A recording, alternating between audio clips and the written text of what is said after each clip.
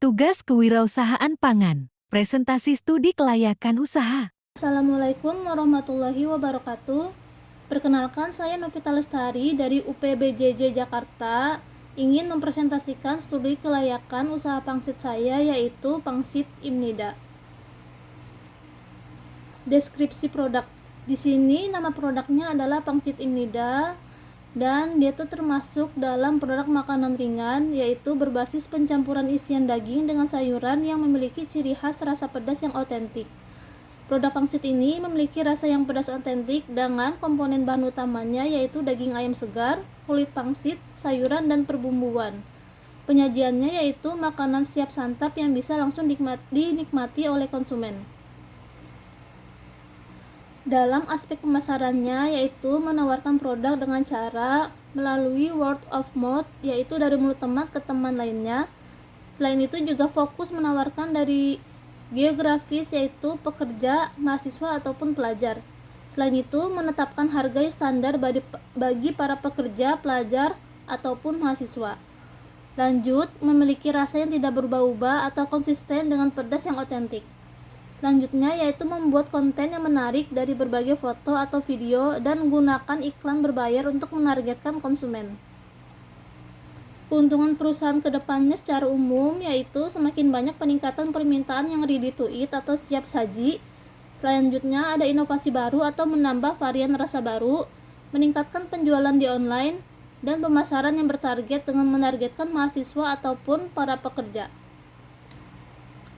Keuntungan masa sekarang yaitu di sini menggunakan modal awalnya seharga 130.000 untuk semua bahan, dan pendapatan dalam sekali penjualan yaitu senilai 216.000, dan pendapatan ini mencapai lebih dari 50% dari modal awalnya.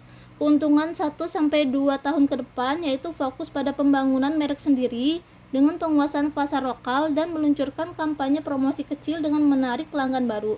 Selanjutnya keuntungan 3-5 tahun ke depan dengan ekspansi saluran distribusi frozen food dengan memperluas jangkauan ke kota, dan selain itu meluncurkan inovasi rasa dengan varian baru. Umur usaha yang berjalan di masa yang akan datang yaitu konsisten dari segi rasa terhadap kualitas pangsit tersebut, menciptakan inovasi dengan menambahkan varian rasa terbaru, memperluas lagi jangkauan distribusi bisa diantar keluar kota dengan bentuk frozen food, dan fokus pada keamanan pangan dan mengamankan suplai bahan baku yang stabil, berkelanjutan, dan bersertifikat.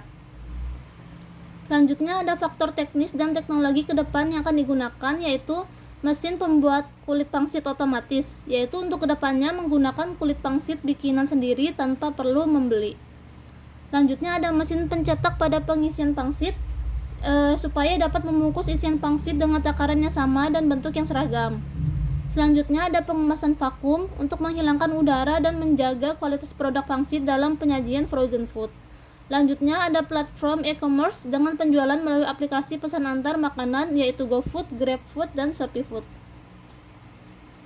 Selanjutnya ada lingkungan pasar yang potensial. Lingkungan pasar yang potensial ini dikelilingi dengan gaya hidup yang sibuk, maka akan meningkatkan penjualan pangsit yang cepat dan mudah. Selanjutnya mendistribusikan pangsit frozen food ke pasar atau swalayan terdekat, dan tren kuliner yang mencari makanan pedas ataupun viral. Selanjutnya lingkungan yang potensial yaitu lingkungan area dekat kampus maupun perkantoran, karena mahasiswa dan pekerja adalah target utama dalam makanan siap saji. Selanjutnya ada persaingan dengan kompetitor. Persaingan ini yaitu dengan penjualan langsung di pasar seperti kaki lima yang harganya jauh lebih murah. Selanjutnya ada sensitif terhadap harga yang berbeda dengan kompetitor. Lanjut ada pangsit bersaing dengan produk makanan praktis lainnya seperti somai ataupun makanan cepat saji lainnya.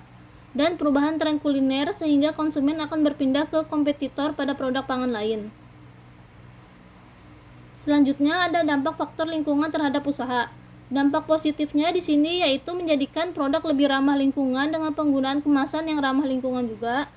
Dan dampak negatifnya yaitu pada lingkungan terhadap cuaca dan suhu yang mempengaruhi pada perubahan produk pangsit yang terjadinya ketengikan ataupun kerusakan biologis. Selanjutnya dampak negatifnya yaitu pada fluktuasi harga bahan baku sehingga akan mempengaruhi ketidakstabilan pasokan dan berdampak pada biaya produk. Pada perubahan daya beli dapat mengurangi volume penjualan juga. Lanjut, ada faktor legal yang akan diterapkan, yaitu izin usaha pada nomor induk berusaha yaitu NIB sebagai bentuk identitas usaha dan dapat diperoleh melalui sistem online single submission. Lanjutnya ada izin edar dan registrasi produk dengan mendaftarkan pangan ke BPOM supaya bisa didistribusi secara luas. Lanjut, ada ketentuan label dan iklan. Dipastikan label kemasan harus mencantumkan informasi yang lengkap dan benar, dan standar kehalalan suatu produk. Memastikan bahwa semua bahan baku yang digunakan memenuhi standar halal maupun proses pengolahan pangannya. Sekian dan terima kasih presentasi dari saya. Assalamualaikum warahmatullahi wabarakatuh.